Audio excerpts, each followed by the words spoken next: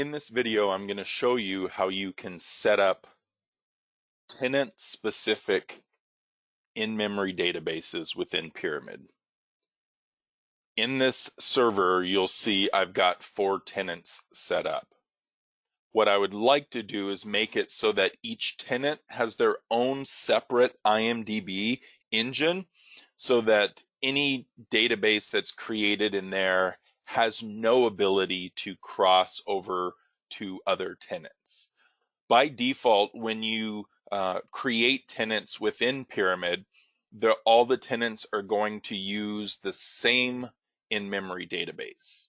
Okay, that in-memory database is going to be installed in the default tenant, but all these tenants can place their databases in that same quote-unquote instance with security and have it secured. But it's technically all of that data is running inside the same engine.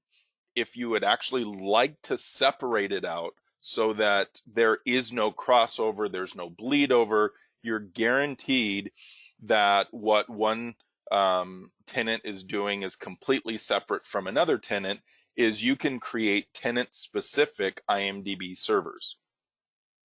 Essentially, the way that you do this is you actually have to set up a custom folder for that IMDB instance. You may or may not know this, but every in-memory database has a flat file or file on disk that represents the data in that in-memory database. That's so if the database gets or the server gets rebooted, all of that data can come back.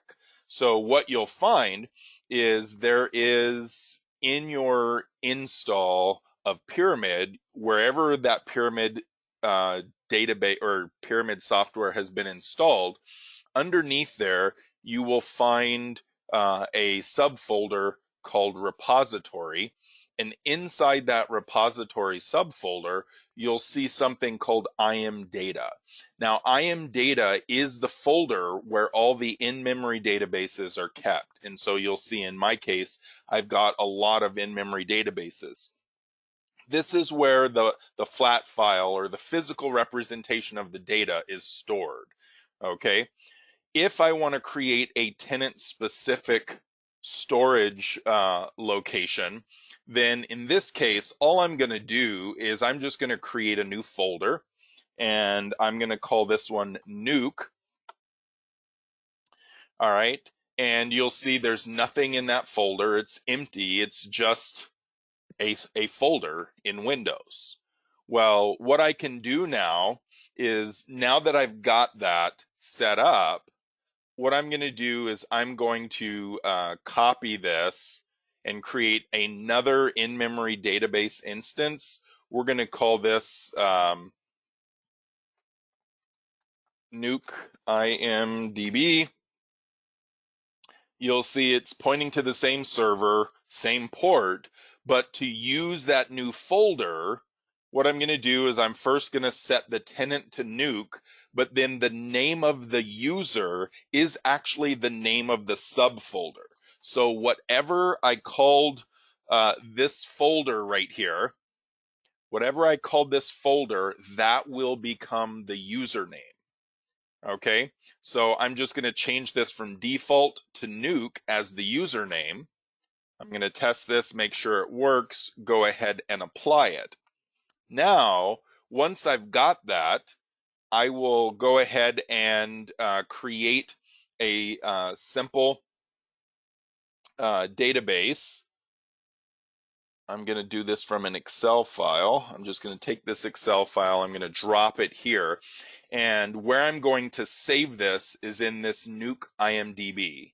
So now this database is going to be, and I'm just going to prefix this just to keep things clean. Nuke IMDB discovery. I'm going to go ahead and build it.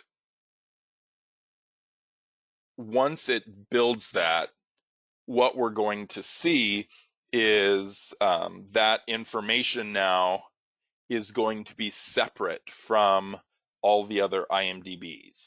And so we can see it built it.